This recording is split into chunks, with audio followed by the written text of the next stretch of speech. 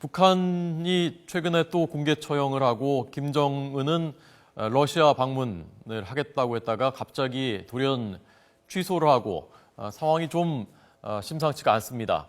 이런 가운데 우리 정부는 남북 간 민간 교류를 적극 지원하겠다는 방침을 오늘 내놓았습니다. 남북 협력 기금도 지원을 늘리겠다고 밝혔습니다. 권민석 기자에게 자세히 듣겠습니다. 권 기자 나오십시오.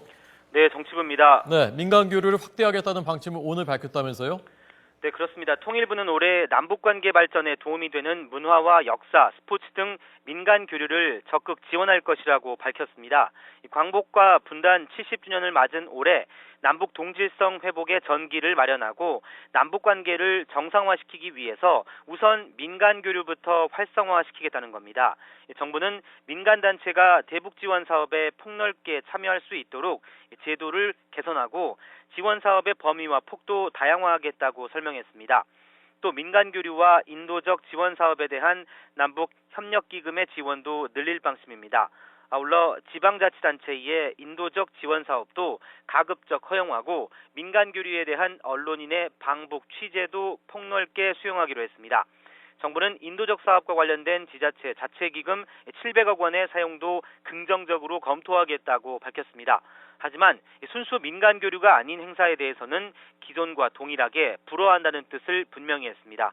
앞서 통일부는 민주노총과 한국노총이 북한 조선직업 총연맹과 추진 중인 남북 노동자 통일축구대회 개최를 위한 사전 접촉을 승인하지 않았습니다. 이에 따라 정부의 민간 교류 적극 지원 방침에 대한 북한의 호응이 변수가 될 전망인데요. 특히 북한이 남북 관계에서 가장 중요시해온 6.15 공동선언 15주년에 관심이 집중됩니다. 민간단체들은 남북 공동행사 개최를 꾸준히 요구해 왔는데요. 정부의 허용 여부가 향후 남북 관계를 규정지을 가능성이 높아 보입니다. 이런 가운데 정부는 민간 교류뿐만 아니라 당국 차원의 광복 70주년 기념 사업을 북한과 함께 추진할 수 있도록 노력하겠다고 밝혀 5월 이후 남북 관계가 새로운 전환점을 맞을 수 있을지 주목됩니다. 지금까지 정치부에서 YTN 권민석입니다.